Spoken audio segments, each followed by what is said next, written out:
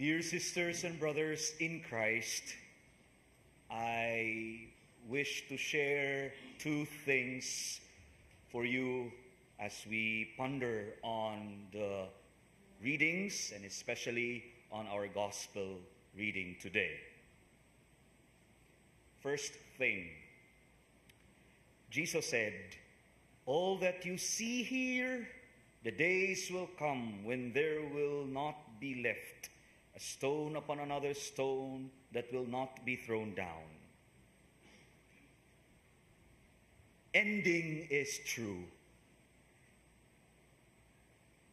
It will surely come. And no one will live forever on this world. For me, that's how I interpret such words of the Lord. And for me, there is an invitation for this particular words or lines of the Lord Jesus. The thing that I ponder is the art or the practice of letting go. Kanus amanta mahimong hinugna o mabatunan nato nga kita mulit go sa mga butang dili gyud gikinahanglan. Have we practiced the art of letting go? And letting go not just of things, but of feelings or emotions or attitudes that might have been there in our lives. Maunang di ta ka-practice na ay kanabitang pagkisi-kisi kung kita ingnon, let go na, move on na. Dili pagyud ta kay napatay panghawiran, di lang butang, kundi dili baka pagbati kinaiya. Kanus amanta mahinog ug mabatunan nato ang pag-let go. The days will come when there will not be left a stone upon another stone that will not be thrown down. There will be an end to these things. We will not live forever on this world. Are we ready to let go?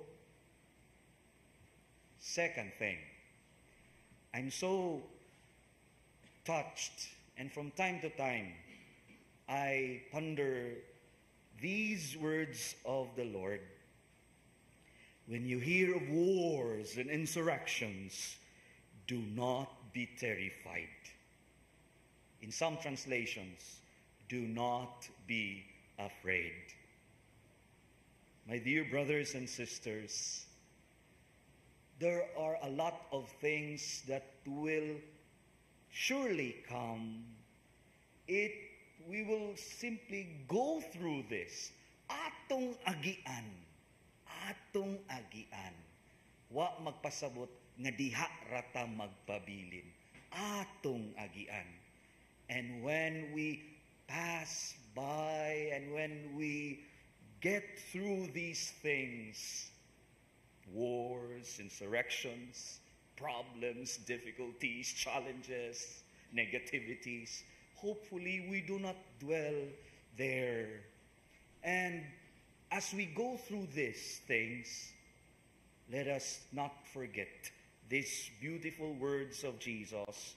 Do not be terrified. And for me, the invitation is remain in Christ. Remain in Christ.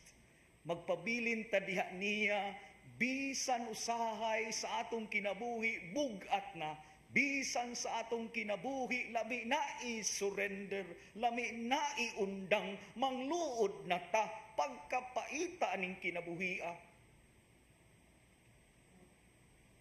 Remain in Christ. And I have an image about this remaining in Christ. Have you tried to look at a little child? Kanabitang makupta na kasbatang gamay. Ala, maglisod nagbuhi, no? Ulo, gikupta na ito. Kumagko, no? Ang bata, kusog kay na siya makupot. Oh, kanang batang kamay. Ni maglisod, tagtang-tang, tatatatata. Such image na gikuptan tas sa batang gamay nga grabe paghugot.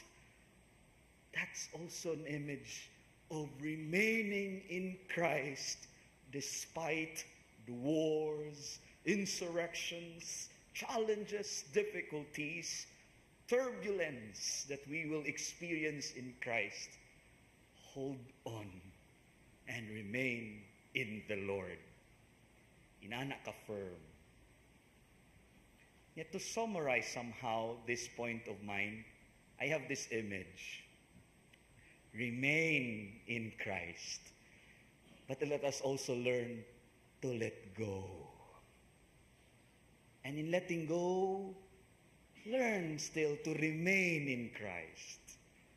Then, let go. Ang ubang termino, anak, close, open, close, open. Moro na. But I do have an image that in this life, di man ta kanunay magsigilag, anak, tudluan nato itong kaugalingon to let go. Pero sa matag let go, ay sa apila ang Ginoo, remain in the Lord.